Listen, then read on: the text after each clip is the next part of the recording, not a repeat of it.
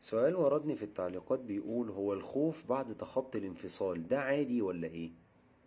فرديت عليه إجابة مختصرة، قلت له: بص يا محمد، الخوف بعد تخطي الانفصال ده طبيعي جدا، وده جزء من مرحلة التعافي، لأن الخوف ده طبيعي أصلا. بس لازم تعرف إن التغيير مخيف. الإنسان دايما بيخاف من التغيير.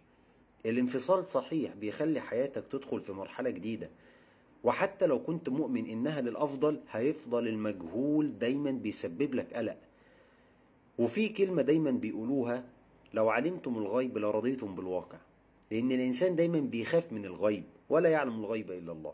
رقم اتنين، لازم تعرف إن المخ بيبقى متعلق بالذكريات الحلوة، وده بيخليك تشك في قرارك حتى لو كان صحيح. ودي اسمها الذاكرة العاطفية، اللي بتفضل كل شوية تنغص عليك وتفضل تفكرك بكل حاجة حلوة كانت بينكم.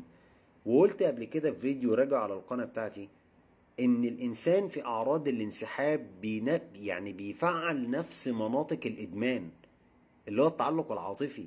التعلق ده مش سهل يا محمد. الفترة الاولى بعد الانفصال بتكون صعبة جدا، وطبيعي تحس بخوف من انك ممكن ما تلاقيش حد يناسبك تاني. دايما على طول خايف وقلقان، وبتفقد الثقة في كل اللي حواليك، وده في حد ذاته اصلا كفيل اللي يخليك خايف على طول. طب انا ازاي اتخطى الخوف ده؟ ذكر نفسك بالسبب. قلت له: ذكر نفسك بالسبب اللي خلاك اصلا تفضل الانفصال، والا لو انت شايف انك غلطت ارجع. مش عيب انك تغلط، لكن العيب انك تفضل مصر على الغلط. لو انت شايف انك خدت القرار غلط ارجع وصلح غلطتك، وقول خلاص تسرعت. بس اوعى تفضل الانفصال ويكون الانفصال هو الخير ليك وترجع علشان خاطر انت حزين. الحقائق العلمية دايما تغلب المشاعر المؤقتة. خد وقتك، مش شرط تندم على الانفصال عشان حزين. انا عارف انك المشاعر عندك مختلطة ومش دايما واضحة، لكن ركز على نفسك. وقتك الفاضي اللي انت دايما قاعد عمال تمسك التيك توك والانستجرام، وقاعد عمال تشغل وقتك بحاجة مش هتنفعك، بالعكس بل هي عمالة تفكرك بالماضي وتتعب قلبك.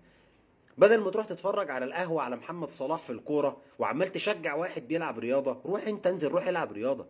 بدل ما انت عمال تسقف عشان لصاحبك عشان راح حضرت له بيحضر دبلومة ولا بيحضر ماجستير، روح انت حضر الدبلومة والماجستير. بدل ما انت قاعد عمال تسقف وتصفر وتعمل حاجات حلوة كتير عشان هوايات جديدة ناس بتعملها انت شايفها حلوة، روح انت مارسها. اللي عايز اقوله لك يا محمد: ما تحاربش الخوف، بس ما تخلوش يسيطر عليك. هو مجرد انك اشارة انك انسان طبيعي مش مريض. وافتكر دايما كلمة ابن خلدون يا محمد: ان الخوف بيوقف التفكير ويشل القدرة على التصرف. كان جوابي على محمد. لو انت عندك جواب احسن يا ريت حطه في تعليق عشان كلنا نستفيد وزميلنا محمد يستفيد.